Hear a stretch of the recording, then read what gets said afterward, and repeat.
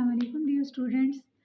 आज का हमारा लेक्चर है अबाउट द फोटोसिंथेसिस। ठीक है, ये photosynthesis about 9th class first year BS MSc किसी भी क्लास के लेवल के लिए हम चूज़ कर सकते हैं। अब फोटोसिंथेसिस हमारे पास क्या है, तो आप लोगों ने 3 to 4 क्लासेस के अंदर ये चीज़ पढ़ना शुरू कर देते हैं हम लोग कि ऑटोट्रॉफिक ऑर्गेनिजम्स हमारे पास कौन से होते हैं जो कि अपनी फूड खुद प्रिपेयर कर सकते हैं। ठीक है, कोई भी ऑर्गेनिज्म जो अपनी फूड जो है वो खुद प्रिपेयर कर सकता है, that are called the autotrophs.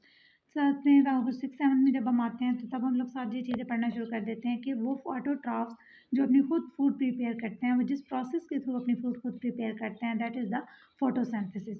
ठीक है, फोटो का मतलब क्या होता है हमारे पास, अगर हम इसका लिटरल मीनिंग देखें तो फोटो का मतलब है हमारे पास light and synthesis mean prepare करना।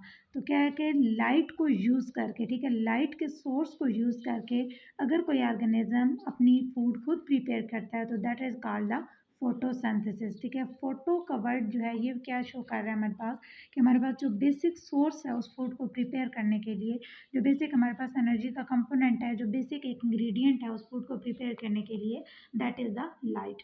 अगर लाइट नहीं होगी तो कोई भी ऑर्गेनिज्म ऑटोट्रॉफिक नहीं हो सकता। ठीक है, तो ऑटोट्रॉफिक ऑर्गेनिजम्स को हम फोटोट्रॉफिक ऑर्गेनिजम्स भी कह सकते हैं क्योंकि वो अपनी फूड को तब प्रिपेयर करते हैं जब उनके पास लाइट प्रेजेंट होती है।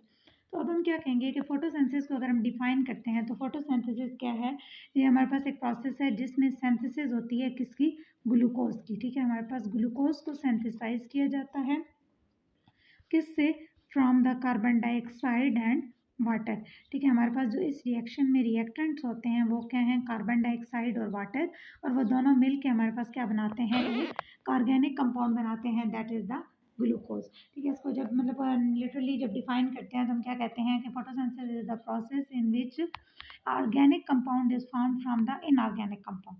ठीक है, तो अब हमारे पास क्या है, इनऑर्गेनिक कंपाउंड्स कौन से होते हैं, जिसमें कार्बन और हाइड्रोजन दोनों इकट्ठे मौजूद नहीं होते।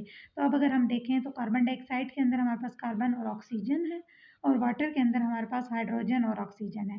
ठीक है, तो क्या है कि हमारे पास कार्बन और हाइड्रोजन दोनों इकट्ठे एक मॉलिक्यूल के अंदर प्रेजेंट नहीं हैं, तो इसलिए हम क्या कह सकते हैं कि ये दो इनऑर्गेनिक मॉलिक्यूल्स हैं जो कि मिल के हमारे पास क्या बनाएंगे, एक ऑर्गेनिक कंपाउंड बनाएंगे, दैट इज़ द C6H12O6। ठीक है, ये जो ग्लूकोज का मॉलिक्यूल है ये एक ऑर्गेनिक कंपाउंड है। ऑर्गेनिक कंपाउंड क्यों है, क्योंकि इसके अंदर कार्बन और हाइड्रोजन दोनों इकट्ठे एक ही मॉलिक्यूल के अंदर प्रेजेंट है, that's why we will call it the glucose.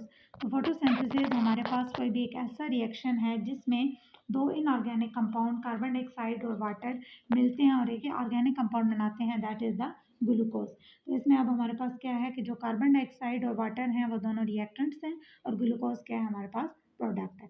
अगर हम डिटेल में इस प्रोसेस को देखें तो जो मैकेनिज्म है फोटोसिंथेसिस का, वो मैकेनिज्म क्या है कि हमारे पास ये जो ग्लूकोज का बनना है इसके लिए फोटोसिंथेसिस को दो फेजेस में डिवाइड किया जाता है।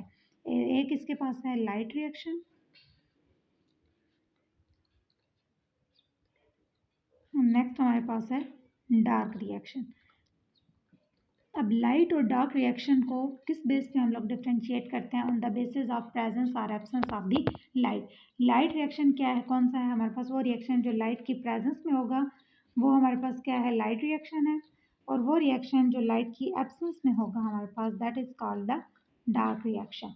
ठीक है, तो अब हमारे पास क्या है कि वो रिएक्शन जो लाइट की प्रेजेंस में होगा वो क्या है, लाइट रिएक्शन, और जो लाइट की एब्सेंस में होगा वो डार्क रिएक्शन। दूसरा हम इनकी लोकेशन बेस कर सकते हैं कि जो आपका लाइट रिएक्शन है वो हमारे पास होता है थाइलाकॉइड मेम्ब्रेन्स के अंदर, क्लोरोप्लास्ट में जो थाइलाकॉइड मेम्ब्रेन्स प्रेजेंट होती हैं उनमें होता है लाइट रिएक्शन,